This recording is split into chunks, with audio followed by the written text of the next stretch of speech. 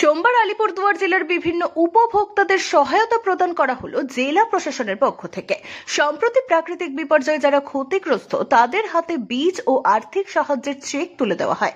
মাদারিহাটের রবীন্দ্রনগরে community হলে উপস্থিত ছিলেন আলিপুরদুয়ারের জেলা শাসক আর Bimala, police super Y Raghuvanshi, রাজ্যসভার সাংসদ প্রকাশ চিটবরাইক, মাদারিহাটের বিধায়ক জয়প্রকাশ টোপ্প, আলিপুরদুয়ারের বিধায়ক সুমন কাঞ্জিলাল, জয়গাঁও উন্নয়ন পর্ষদের চেয়ারম্যান গঙ্গা প্রসাদ শর্মা, আলিপুরদুয়ার জেলা পরিষদের সভাধিপতি স্নিগ্ধা শৈব বসুমাতা, প্রাক্তন বিধায়ক ডক্টর সৌরভ চক্রবর্তী প্রমুখ। প্রকাশ জানালেন, গত 5ই অক্টোবর যে প্রাকৃতিক বিপর্যয়ে যারা ক্ষতিগ্রস্ত হয়েছিলেন, মুখ্যমন্ত্রীর নির্দেশে তাদের সাহায্য করা হলো। জেলার 9 জনকে ঘরের পুরো 1,20,000 টাকা দেওয়া হলো। যাদের আংশিক ক্ষতি হয়েছে এমন 13 জনকে চেক দেওয়া হয়েছে, যা বাগান সহ মোট 825 জনকে জমির পাট্টা দেওয়া হয়েছে। 2,972 জন কৃষককে শস্য বীজ দেওয়া হয়েছে। এছাড়াও সোমবার আলিপুরদুয়ার জেলার 13টি চা বাগানে শিশুদের জন্য ক্রেসের উদ্বোধন করেছেন। এই ক্রেসগুলি চালাতে শ্রম দপ্তর থেকে 1 লক্ষ টাকা করে দেওয়া হবে শিশুদের সুরক্ষার জন্য। এগুলির দেখাশোনা করবেন স্বনির্ভর গোষ্ঠীর সদস্যরা। এছাড়াও যে প্রাথমিক স্বাস্থ্য কেন্দ্রগুলির উদ্বোধন হলো, ওষুধের জন্য প্রতি মাসে 1 লাখ টাকা অতিরিক্ত দেওয়া হবে। Bureau report, Falakata Times. করেছিল ওরা ওই আবেদন অনুসারে ওদেরকে ক্রেস হাউসে জিম্মা দেওয়া হবে।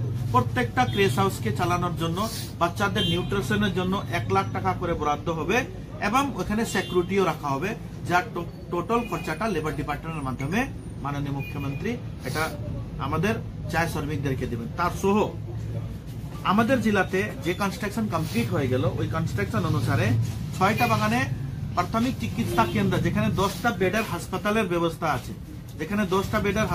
ব্যবস্থা আছে, এইটা আমাদের জেলাতে Newlands tea garden, Raimatang tea garden, Antapara tea garden, Dekhlapara tea garden, Dimdima tea garden এবং রামজোড়া টি স্টেটে এই হাসপাতালের পরিষেবা আজকে থেকে শুরু হলো এবং বিমোচন শুরু হয়ে গেছে।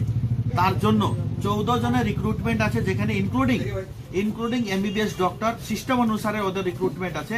এই ডিপার্টমেন্ট এই রিক্রুটমেন্টটা করবে এবং এই সিস্টেম অনুসারে রিক্রুটমেন্টটা হবে এবং এই রিক্রুটমেন্টে 1 লাখ টাকা করে মেডিকেলের জন্য ওষুধ কেনার জন্য 1 মাসের খরচা, তার সহ ইন্টারনেট বেনিফিট, তার সহ কম্পিউটারের ব্যবস্থা, চেয়ার টেবিল থেকে নিয়ে ওদের বেড, প্রত্যেকটা হাসপাতালে 10 জন পেশেন্ট রাখবে এরকম সুব্যবস্থা আছে।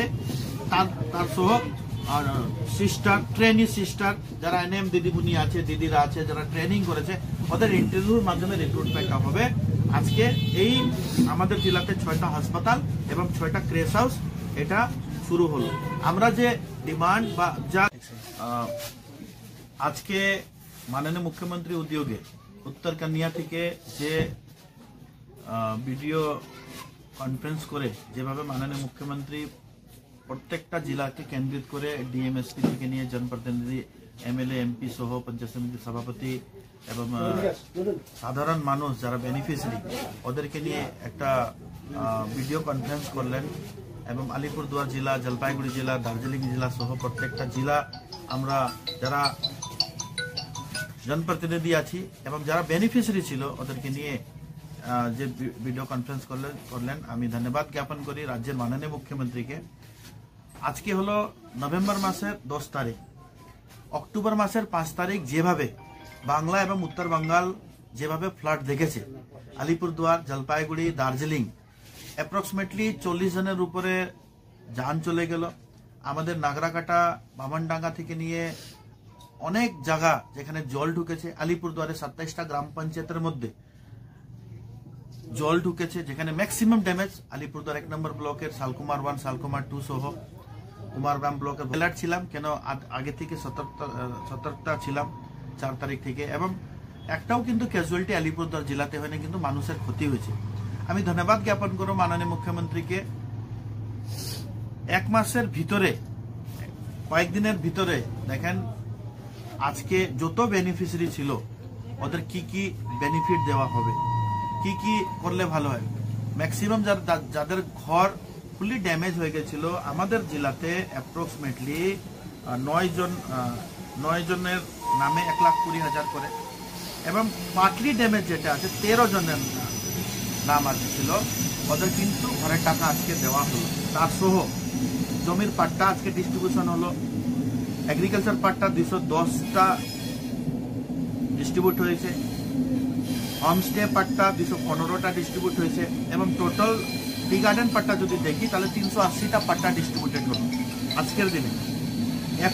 HTPD পাট্টা হলো 20 এবং টোটাল পাট্টা যদি ক্যালকুলেট করি তাহলে 800 টি গার্ডেন পাট্টা 380টা আজকে ডিস্ট্রিবিউট হলো, যেটা দলমোড় থেকে অনেক চা বাগান আছে।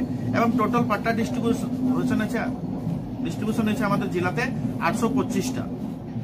ঘরের আমি ডিটেলসটা বললাম। তার সহ আপনারা জানেন যে গ্রামাঞ্চলে এবং